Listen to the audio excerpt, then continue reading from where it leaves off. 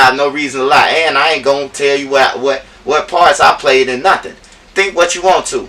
I was around them as a goofy then shit. I just happened to be around all killers, and I was the only goofy. You hear me? So y'all keep thinking that, bro. But you ask yourself this: how was he able to do this and never been touched? Everybody called me a goofy, but I never been touched. That whole block whooped a lot of ass over there. And then on Tookaville, I never had a problem. Nobody ever disrespected me. Rest in peace, Don, Twink, Lil B.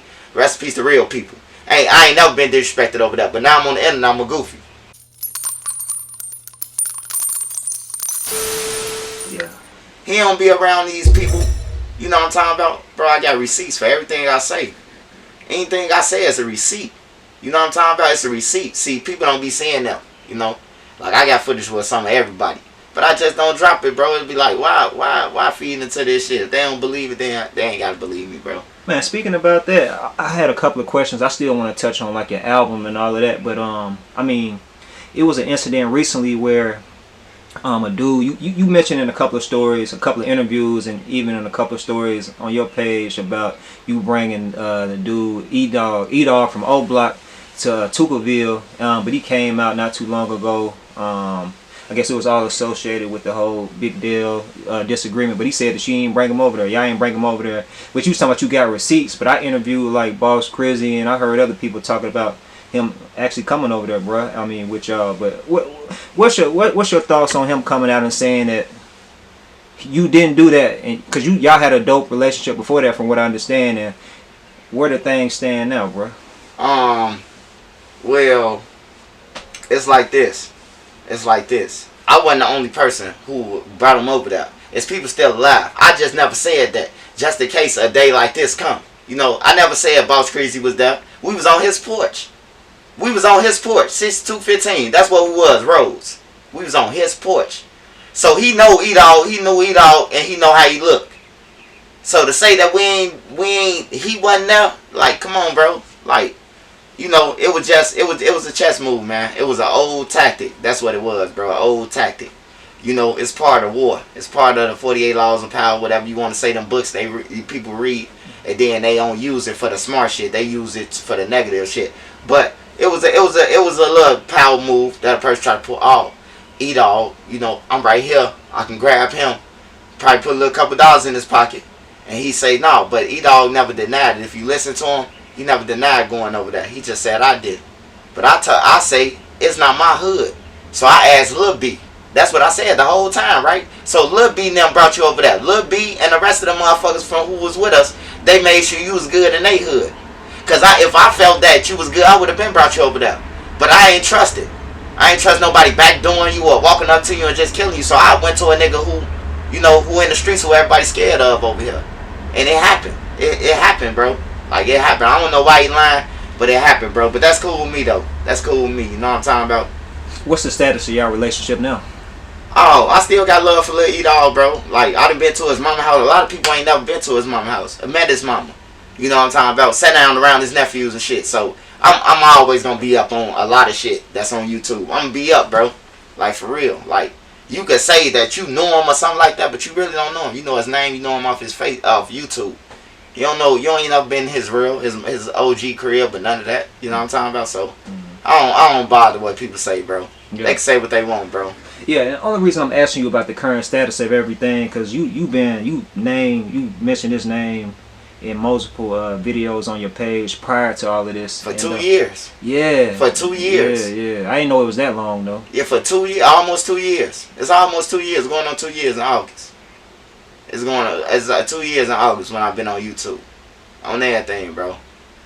The end of July, August. I've been on YouTube. I started YouTube. It'll be 2 years, bro. Damn. And that was one of the first stories that I told.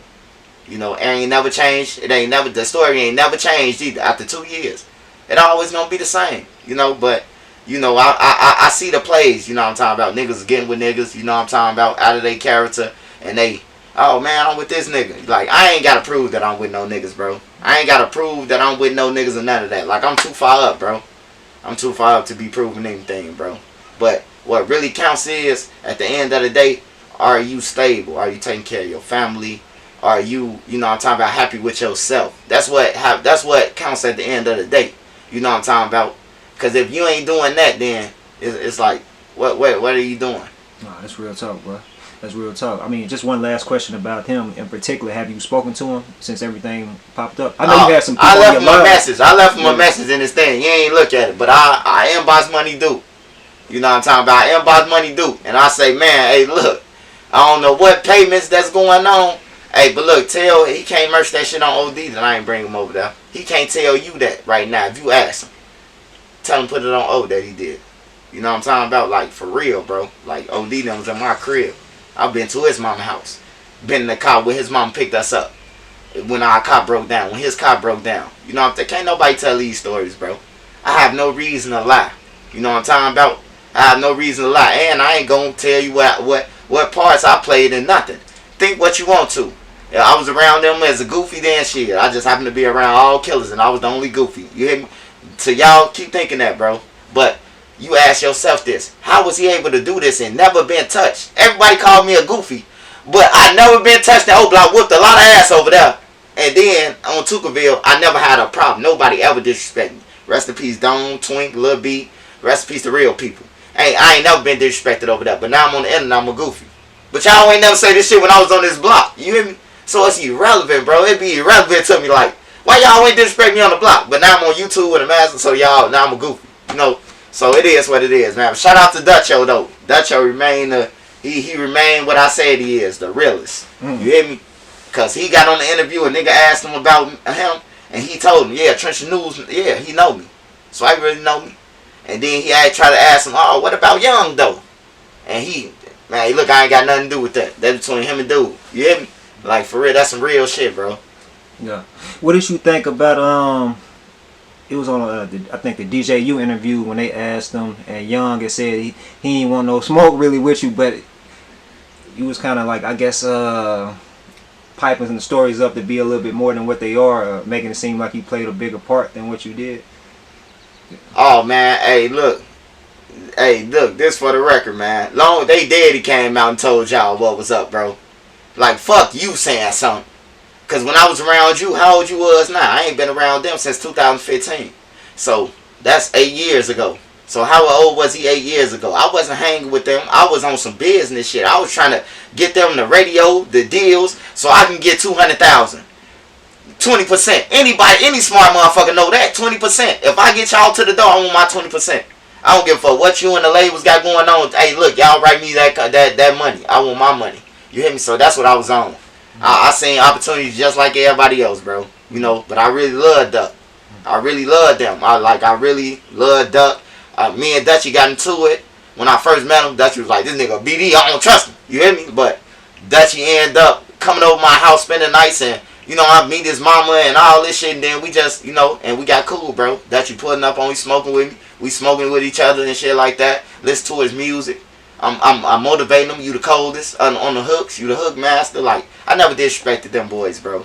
I never disrespected none of them, bro. Like, it's just that, you know, me and Young had a situation on the internet where he got into it with another individual. I ain't had nothing to do with it. But I was just blogging at the time. I started blogging. So, you know, I ain't taking your side. I ain't taking his side. Show me the paperwork on his side, then I believe. You know what I'm talking about? Until then, I don't want to hear it. And that's how we got into it. That's where the store runner came from. A lot of people don't even know where that shit came from. But it came from that incident, me helping another motherfucker. But I ain't had nothing to do with it. But, you know, he seen me on there. He like, let me go and get on here and clear my name. So I gave him the opportunity on my page. Oh, for sure. Yeah. You said the store runner. So it was him who said that, or it was Cash? I thought it was Cash. Yeah, it was Young said it first. Young, okay. It was Young said it. Cash just came with a bigger name, with a bigger person in FBG, so it got out to like Cash said it. But Young actually said it. I got into it with Young.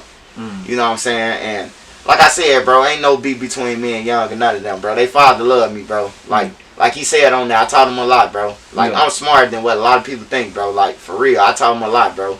I taught him the game, all that shit, how to hustle, how to promotion, all that shit, bro. Like, I was doing it. When you thought you was talking to Duck, now I'm going to say this one more time. And 12, 13, 14, if you thought you was talking to Duck on his page, 90% of the chance you was talking to Trenches News. If you thought you was talking to Young and Dutchy and them on their page back in 13, 14, you probably was talking to me on their page. You ain't know it was Trenches News. I wasn't Trenches News then. I was just a swiper. For sure. You know? So yeah. For sure, man. Well, now that's that on that. And I know you had did a video recently about I think Young's mom passing away, and you said you had a relationship with her too, or Oh yeah, to a certain extent. Yeah, so, rest in peace to Sonya, man. Yeah. And Yeah. so you had a relationship with both the pops and the mom. Hell yeah, man. They treated me like a kid. They treated me like I was their son, bro. Like family, they treated me like I was their son, and they like young mama. I'm glad you around them. Like I ain't never like they talking about popping outside. I'll go outside with them, just so I know they won't get in trouble. Like these facts. Like just so they won't get in trouble, bro. I'm going outside riding around with these little niggas so they won't get in trouble. Yeah. So if a nigga say, "Oh, let's go and do now, bro," we got the studio tonight. Yeah. You hear me? Real talk. So I was like a big brother, bro. I wasn't like that. And then the store running shit, like, I wouldn't take back what I was doing for them. Because if you stand in a Black Disciple neighborhood and you GD hollering BDK, you can't go to the store. So of course somebody got to go to the store for blunts and squares and shit that y'all do. You know what I'm saying? I got to be the one because I'm BD. So I can go outside on Brain Dead and walk around and nobody ain't going to say nothing to me. What's up, Scud? That's it. But if they walking around, you know, motherfucker going, oh man, they ops. They gonna get on them. You know what I'm talking about? Because they know they off YouTube and they been hollering this BDK shit.